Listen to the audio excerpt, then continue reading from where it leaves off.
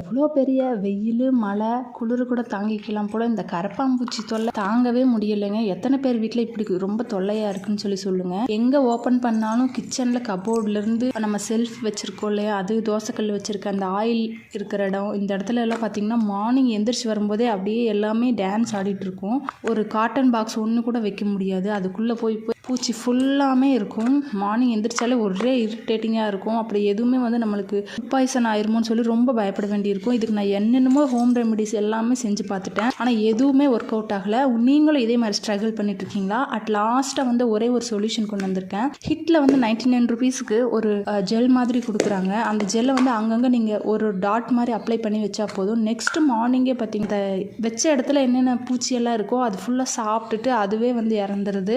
கண்டிப்பாக நீங்கள் இந்த ஹிட்டை ட்ரை பண்ணி பாருங்கள். கரப்பாம்பூச்சி தொல்லை கண்டிப்பாகவே இருக்காது. ட்ரை பண்ணி பார்த்துட்டு கமெண்ட் பண்ணிங்கன்னா மற்றவங்களுக்கு ரொம்ப யூஸ்ஃபுல்லாக இருக்கும்.